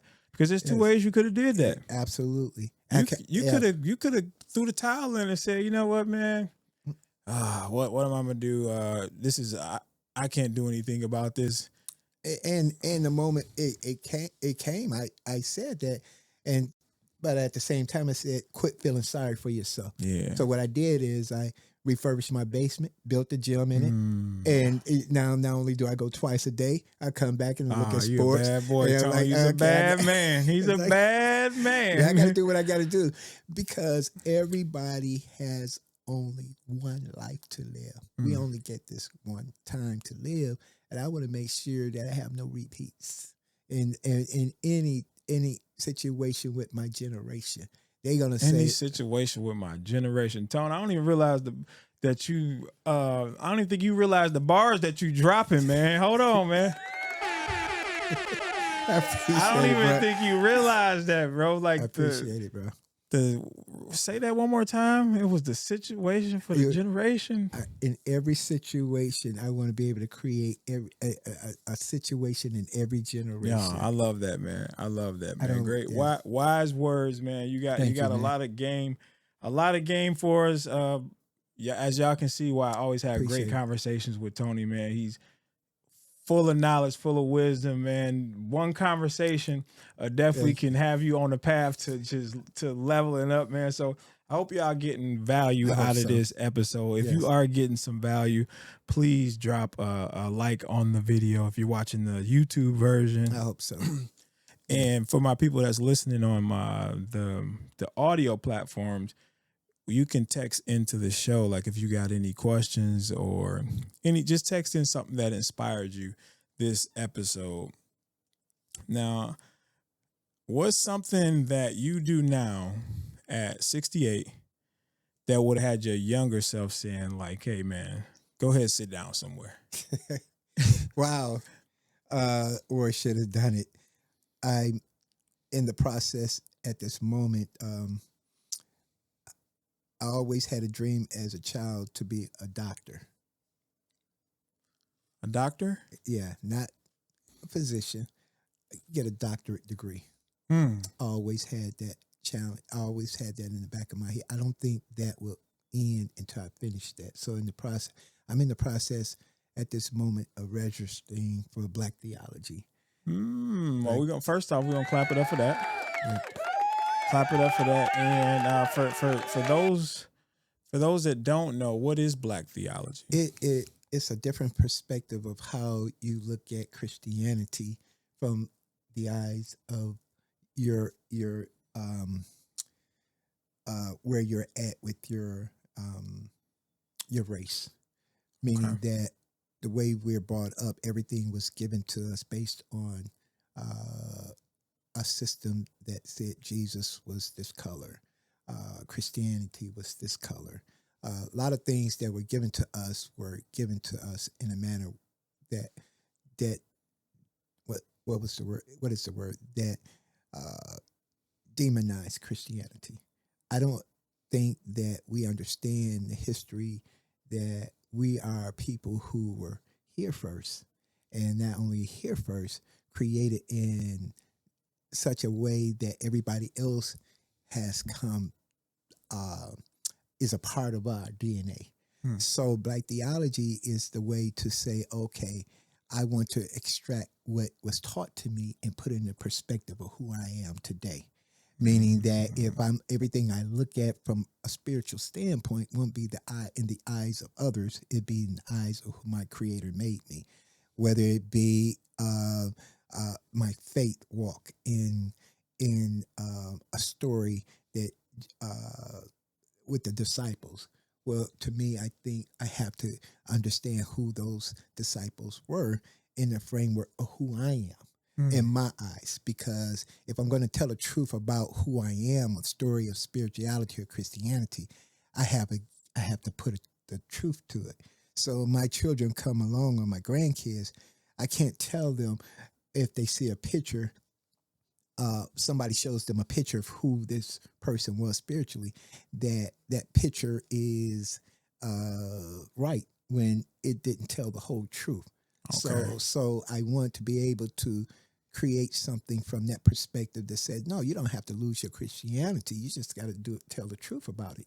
That my whole concept is that when I was a slave, I wasn't supposed to do what the master told me to do based on this scripture here. I was a slave because of somebody's ideology of who I was. So I'm coming from a different perspective to say, no, if I have a doll, I would like that doll baby to look at who I represent in life. So I won't have this falsity that that Christianity, that person who is demonizing me or calling me out of my name or whatever, that's the face that God has. God has this place where, or we have brought God in this place where we demonize him based on who we look at. Yeah. Even to the fact of the Pope. I was laughing because the Pope, they say the Pope, hey, he got a little blood in him. He Creole and all. I'm like, look at the Pope. Yeah. But we don't understand all those garments and things of that nature come back. The garments that they wear comes from our history. So it's more deeply rooted than much deeper. Okay. And for me, I never experienced that story. So going back to school. So are they're teaching you like going back to where it started type of deal, or? Well, and here's the thing, I don't know I know what I'm going into. I'll let them teach me the format, meaning that my idea of it is how I perceive it to be in Black theology. Theology is a concept of how the scripture and how the Bible and it's explained. Okay. So the theology side is saying, okay, I want to learn from a different perspective of how it is explained from my position. So this is being taught at a white institution. Yes, and the professor is into he's a professor that has delved into deep theology. So that's where I'm at today. I want to leave this earth before I leave it. Like I said, I have more years behind me than I do in front of me. But my dream is to wear that cap and gown. That's gonna be fire, man. So oh my God, being able to get that structure with all of the years and years of Yes. wisdom experience that you have, Yes. that combination of those two are going to be powerful. That's going to create something Absolutely. very unique because, again, that's something that we're not seeing. This is the first that I'm hearing of this. So, Well, it's the first that probably what's the word? I think we're kindred to making sure we don't offend people. yeah. Based on the Christianity and that's okay. Where you're at is okay, but where I'm at is I'm growing spiritually. So you don't tell me who I am based on your principles and who No, you. exactly. I have I to determine learn. that. I determine Yeah, that. I only answer to one person. You know, Exactly. yeah, Exactly. absolutely. And my story is based on your books. I have to learn what is based on my books and my story. It's called history for a reason. His story. That's your story. I want to know. I want to know what my story is. Okay. So I love that. yes, I that's like history. how you just broke that down. His story. Oh, okay. All right. They hit me a little late. I was like, oh, okay. His story. My story is different than your story, but in all, our story they come together to make a better person out of society. But if it's limited, I'm not telling the real story. I'm putting a lid on it. So Leaving a lot on the table that somebody else could benefit from. Absolutely. And then that piece is the piece that you leave on the table could be what makes you stand out from everybody else. Because like you said, everybody else is probably used to having this standardized way of whatever information that they're putting out. They're not putting everything on the table. That's your unique perspective, or showing bravery. Absolutely. Dare to be different and very different. You know, but you asked me a question, Jay. You say, "Well, what is it that somebody don't know about you?" And people don't realize I was a pastor for 20 years in a church for 20 years, fed the community like Jesus did. Oh, I did all of that. I gotten out into the community and I help people. As a matter of fact, I just at this point in my life now, there's this level where everybody has a season. So my season is up in that area, and now I'm going to another season in my life where I've grown. I can no longer be comfortable in a place where I think that there is more. That's just like any education. Yeah. You seek knowledge, and there's a passage of scripture that says, "My people are perish for a lack of knowledge." So, and me not understanding of who I am causes me to be at a position where I'm at, or worse off than where I'm at. So you gaining that more perspective is going to give you more, how can I say it, wisdom to enlighten those who you're trying to get your message through. Absolutely. So I took a leave of absence to do this, just to pursue my personal endeavors as far as good. Absolutely. And that has caused me to be I am very happy at this moment, because I know that I've done all that I could to help people. At the same time, now I'm in position to help my family, and even more so, I'm in position to help myself without giving accountability. So are you seeing the clarity more so now of the decision that you made versus when you first made it? Was it like you kind of went out on faith and was like, look, all right, I need to do something different here. I'm moving I'm feeling something here. Yes. Everything that you do is by faith. What you have is by faith. Yeah. When you sat down, it was by faith. You believed that chair wouldn't break. Yeah. So we put food in our mouth by faith. Everything we do is by faith. We start our car up believing that it will start up. So everything what I'm doing now is saying that I see myself wearing that cap and gown, pursuing what, like you said, I didn't know that information was out there. Yeah. Well, it's up to me to go by faith and grab it and say, here's the information that you this didn't is think. Manifestation in real time. Absolutely. Right here. I love it, man. I love it. Yes, that's where I'm at now. Yeah, I even get the chills whenever we talking about like visualization, man. Yes. That's one of our higher faculties, man, the able to visualize something, because if you can see it in your mind, you can hold it in your hand. Oh, absolutely. Matter of fact, if you see it, the reality, it's already done. Really, that's the reality. That's it. That's it. If you see it, it's done. It's done. Yeah. Your position is now, let me walk in it. Yes. Yes. You know, because if you see it, it's for you. And I think a lot of people say, well, I see it, but I can't. Yes, you can. Because the motion is now, the faith is you putting in emotion. Yeah. All you got to do is see it. Yeah. I think the doubt and the fear and all of those things are what diminishes the image. Absolutely. Because when you hold it here, Absolutely. it's two realms, right? We got the spiritual realm and then the physical realm. Once Yeah. you think it in the spiritual, it already exists. Like you said, you're walking in it. As you're walking in it, you're bringing it together, Yes. and it comes into the physical realm and what we want to call it. This here, I saw You this. saw this. Yes. 3 years ago. Absolutely. I saw this 3 years ago, and I might even pull up a picture of it, edit it into the episode. I have on my phone, and I'm gonna let you see it, Tony, and then Okay. I'll bring it into the episode so you guys can see it too, just really quick. It was basically because when I do my visualizations, I guess I could have been a little more prepared for this. Let me see. If Oh, I can that's find okay. it. But I understand your vision, because when you talked about it, I even named it. I didn't see Visions. this. So this is before I got any of the chairs and stuff in here. This is what I did. I created that in Canva. Wow. It Wow. almost looked before exact- you even did it. Yeah, so now the wall and stuff was up because I knew what I wanted to do with the wall, and I painted. So I took a picture of the empty room here, and I was like, all right, I want the table set up like this. I want the mic set up like this. I had Wow. the gray couches. So I'm gonna put a picture of it, and I'm still not done, man. Like I'm still I got another vision out 3 years of what I want this to look like, but it's already done. It's already I done. just gotta walk in it. And I think a lot of people talk about it, but they don't walk in it. Yeah. And they very great visionaries in their talk, but not in their walk. And so you got a lot of people talking, yeah, I'm going to do this, I'm going to do that. And by the way, somebody's stealing your idea, running with it, because you won't run with it, you won't walk with it. So the next thing you know, you see you hear your music. That's got to be a tough feeling.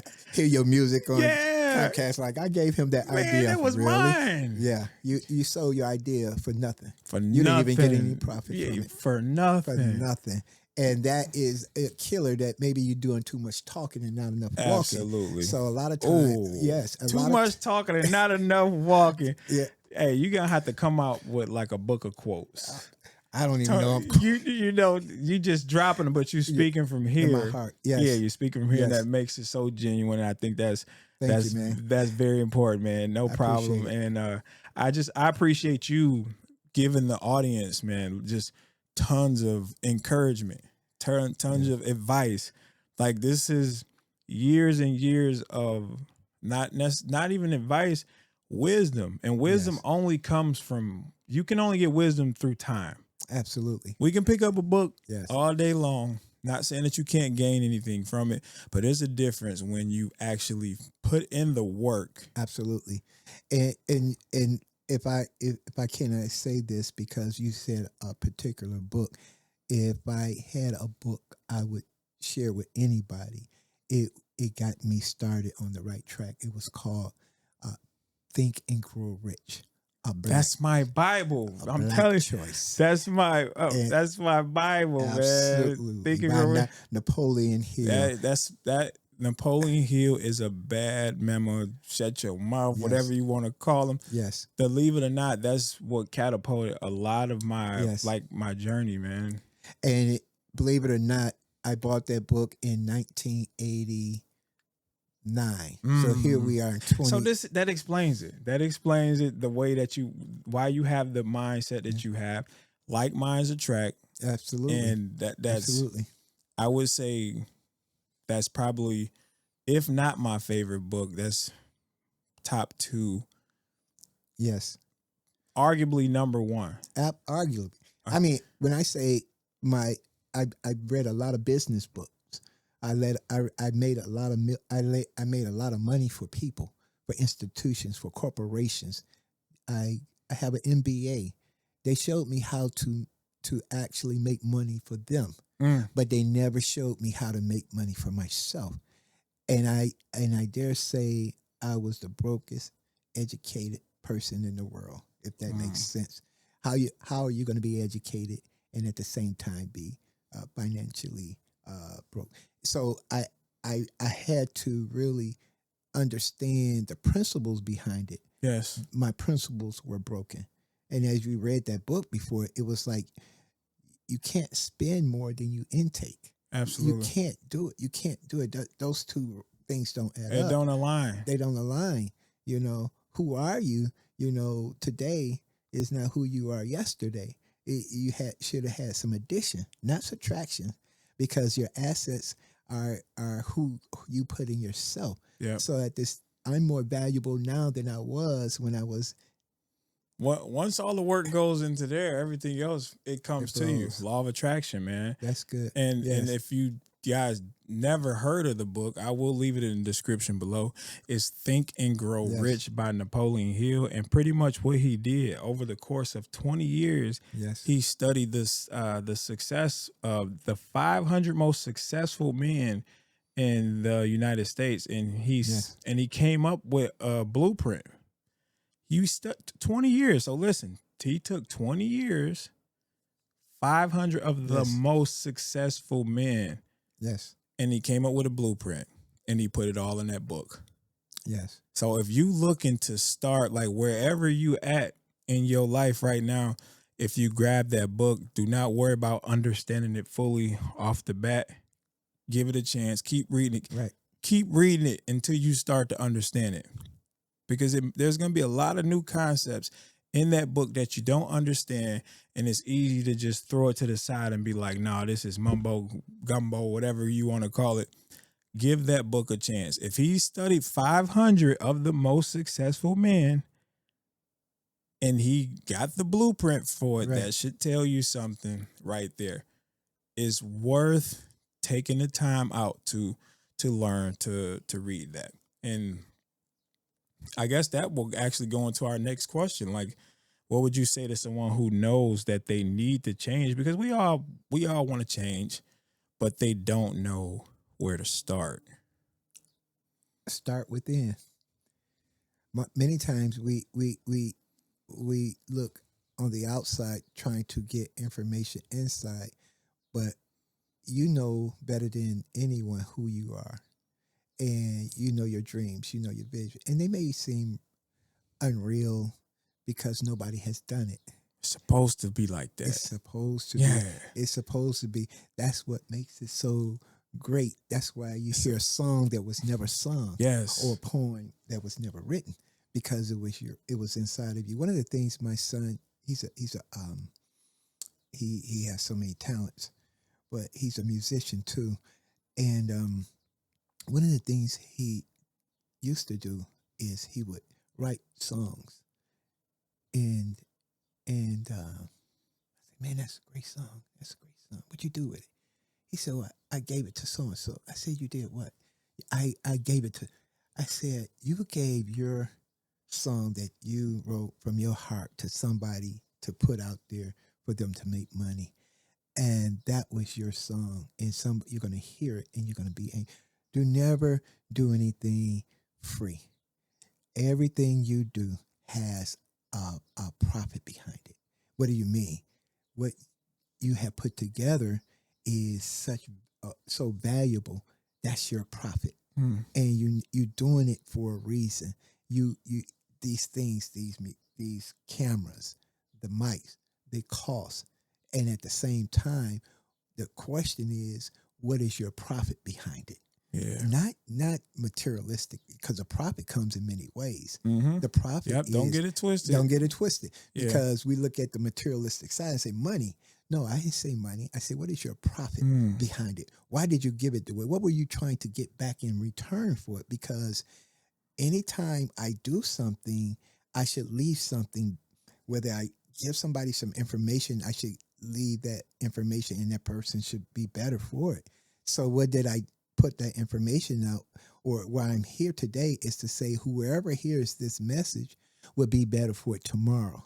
So what my profit is that when my son or my daughter comes along, somebody will sow even a greater work into them. That's the big profit. That's the big profit. Yes. It does not have money attached to it. Monetary value. It has something greater than it. It has a vision. It has dreams. It has a word of encouragement. For me, it was somebody who said, "Oh, I see where you're going. You need this." It's the person that you see who is struggling to get where you are, and you know that they're struggling, and you have the necessary means to get them there, whether it be in the grocery store or whatever, and you refuse to do it. Well, you just limited your profit because down the road somebody was going to do something for you that was greater. So you never know. You never say I don't have. So where I'm at, I would guarantee you that every time I do something, I do it for a profit. Meaning, yes, I'm sitting here to say thank you for grabbing me when I was a drug addict out of the bottom of the basement. Now I believe that my grandson or my grandkids would not have to go through what I've been through because I did something for their future. Look at that. That's what I see more so than anything else. I see something greater than people, than myself. To say, if I'm going to go back to school, why are you going back to school? So you can brag about it? No, I'm going back so I could teach somebody something that they didn't know. And yes, clap it for that because, again, we need more of that because a lot of times people are doing things for the wrong reason and then wonder why they feel unfulfilled. Absolutely. You can have all the accolades in the world, all the money in the world, and then feel terrible. Absolutely. Like, man, why? All right, if I just get this one more car, why are you still feeling empty inside? Why are you? Absolutely. You're not really walking in your purpose. But at the same time, I don't have to do it. I'm well off. I'm able to be satisfied where I'm at. But see, I can't bring anything in if I don't give anything out at the same time. So what am I looking to garner from this is to say, man, that was a great conversation I had with my brother. So now I feel like, man. See, you have a great balance with it though. Like you said, that's the materialistic stuff is meant to complement you, not make who you are. No. You know what I'm saying? If you're good with or without it, then you're doing okay. Absolutely. You know, like absolutely. You have the things that you're doing that gives you the true purpose. Absolutely. Like again, I like nice things. Like I'm into cameras. I like my equipment. I like this stuff, but I would be fine without it. Absolutely. I would still be fine without it. You still be Jay. I'm still gonna be But I don't think you'll be satisfied. because I'm still gonna chase because this dreams are bigger. This is something that I'm passionate about, and this is only the beginning. This is only the beginning, and we going on 2 hours and 12 minutes, man. I know we running out of camera time. Tony, I'm definitely we're gonna have to get you back for another episode, man. Like these conversations, man, they remind me of when we're in the gym and we done finished our workout and then it's like, man, I was supposed to be going an hour ago. We still in there chopping it up, man. So I say all of that to say it was a pleasure to have you on the platform, just giving so many dropping so many gems, giving so much wisdom to the audience. Thank you. And let me say thank you for having me because I'm grateful that you see something in me that allows me to speak to your audience at the same time. Not only see something in you, feel something in you. The aura is felt, bro. I'm telling you. Thank you. I appreciate that because to get to be my age and not have something to share is really a horrible thing, a horrible feeling to feel that I can't share with the younger generation. And I think I appreciate this generation because of the things that you do that I didn't have a chance to do. You step out and you prove that I'm just not talking this talk. I'm walking this walk. Yes, absolutely. We bridging gaps right here, man. We bridging gaps. This needs to be heard. Thank you. We're coming together. That's why this was such a awesome collaboration because it's bringing two generations together. Absolutely. Two generations together. Yes. And before we go, man, is there any other thing that you like anything coming up for you that you want to mention to the audience? I know something that you said you wanted to mention with the firehouse, or was it? Well, it was my daughter's the TG fire prevention program foundation. Go out there and hit the website for anybody who you know that needs some help financially as far as their education. We're showing a scholarship, $10,000 scholarship in my daughter's name, my family, and that's amazing, man. Oh, I appreciate it. My wife told me don't forget to say that. Make sure, hey, wifey knows best. Yeah, she wanted to throw that Yeah. out. But it's for it's our way of saying thank you to our community for helping celebrate, not only celebrate my daughter's life, celebrate her and appreciate us as we go through this transition. It's to say thank you. I appreciate it, and it's our way to say, villages. My child is stronger. My grandchild is stronger because of you. So I'm grateful that I have this opportunity to do it, and I hope it will help somebody in the future become better. And that's amazing, man. Great words to close out this interview. And Tony is doing great things for the community. He started the scholarship in memories of his daughter, giving back to the community. I think that's very important, something that we need to get back to, especially like in our community. So thank you again, Tony, man. This has been way more than I expected, man. Yeah. I knew it was going to be a good conversation, man, but this was very, very legendary, man. Thank you, man. I enjoyed it. Looking forward to having you back again on the show, man. Yeah. Thank you, man. This is, listen, on the regular. This is on the regular, man. So I'm just glad that you guys were able to witness a piece of some of the knowledge that I get from Tony, just the conversations that we have. And we're going to wrap it up there, man. Again, y'all, Tony Gaines. Thank you. Appreciate you, bro. Give it up for my guy, man. We're going to wrap it up there. Blueprint Crew, thank y'all for taking the time out to come and check out the episode. I hope you gained a nugget or two during this episode to skyrocket your personal growth journey. And I want you guys to remember to stay focused, keep pushing forward, and you'll keep leveling up. Key. Yep.